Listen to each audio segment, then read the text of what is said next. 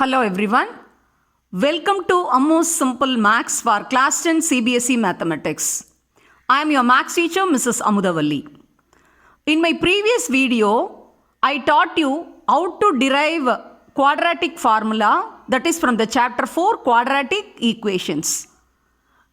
In this video, I am going to brief you the importance of quadratic formula, how to make use of the quadratic formula, and what are the advantages of using quadratic formula in solving quadratic equations. All these things I am going to discuss with you. Shall we move on to the video? Yes, let us step into the video. Do roots exist for given quadratic equations? If exist, find out them by quadratic formula. In the previous video, you learnt how to derive quadratic formula from the method of completing square. Actually, an Indian mathematician by name Sridhar Acharya, in the year 1025 AD, he applied the method of completing square on this quadratic equations standard form, that is ax squared plus bx plus c equal to 0, where a not equal to 0, and he derived at this quadratic formula. So it is otherwise called as Sridhar Acharya rule or quadratic formula.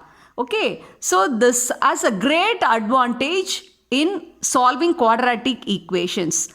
When you are given with various word problems, if you are unable to factorize, you need not spend much time on factorizing the quadratic equations, and immediately you can shift to quadratic formula, and making use of the quadratic formula you can solve and you can find out the two roots. Okay, now let us see how this quadratic formula helps to find out the existence of the roots.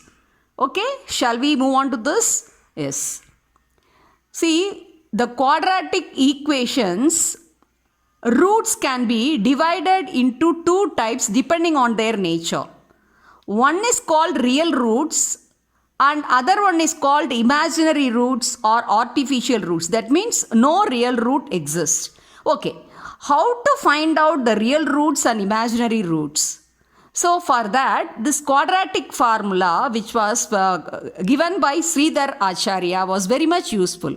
See, you all know the quadratic formula is x equal to minus b plus or minus root d by 2a, where d is the discriminant because the d only determines the nature of the roots, and d is given by the expression b squared minus 4ac. So, with the help of the discriminant, we can find out whether the given quadratic equation has real roots or imaginary roots. Okay, now let us see what is the condition for that. If the discriminant d, that is b squared minus 4ac, is greater than or equal to 0, then the real roots exist. That means if d is equal to 0 or if d is greater than 0, that is d has positive value, then the given quadratic equations will have real roots. Okay. Suppose if the d, that is the discriminant d, that is b squared minus 4ac, is less than 0. If it gets negative value, then no real roots exist. So that means only imaginary roots or artificial roots only will be there. Okay. Now let us see what are the three conditions for finding the nature of the roots. Suppose d equal to 0, that is b squared minus 4ac is equal to 0, then both the roots will be equal and they are real. So d is equal to 0. If the discriminant is equal to 0, for the given quadratic equation, we will get real and equal roots. That means both the roots will be of the same value. They will be one and the same. Okay, next. If D is greater than 0, that is if D is of positive value, then the two roots will be real and distinct. Distinct means they are not of same, they are of different values. But two roots are distinct roots and they are real. Okay. Next, if D is less than 0, if D is of negative value, then for the given quadratic equation, there will be no real roots. Only imaginary roots are available there. So from this you can understand if D is equal to 0 or if D is greater than 0. So simply or shortly you can say if D greater than or equal to 0, then we can say roots exist. Okay. If roots exist, how to find out the roots? By using the quadratic formula. So for this, you can follow these steps. What you have to do? How to use the quadratic formula? First thing, you have to check whether the given quadratic equation is in its standard form. So first you have to check the question carefully. You have to check whether the given quadratic equation is in its standard form, that is ax squared plus bx plus c equal to 0, where the coefficient of x squared a should not be equal to 0 and a, b, c are real numbers. Okay, this is a very important thing. Then what you have to do, from the given quadratic equation, you have to list down the values of a, b and c carefully with their signs, plus or negative sign. Carefully you have to list down the values. Then next step, you have to evaluate the value of D. That means you have to find the value of D by substituting the value of B, A, C in the given expression.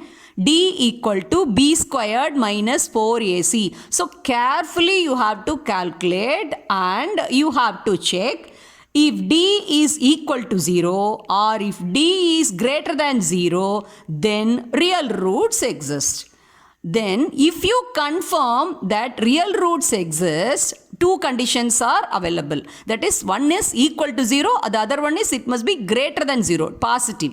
Then the real roots exist. If you confirm that real roots exist for the given quadratic equation, then you have to proceed with the quadratic formula. How to proceed with the quadratic formula? After evaluating the value, that value of D you have to substitute here. That is x equal to minus b plus or minus root d by 2. 2a. So here within the square root you have to substitute the value of D, and thereby you can arrive at two roots, that is x equal to minus b plus root d by 2a will give one root, and x equal to minus b minus root d by 2a will give another root. Now in the next video I am going to teach you how to find the discriminant alone with a few examples, and how to make use of the quadratic formula and find out the two roots. If you find this video useful, kindly share, subscribe and give your comments in the comment box.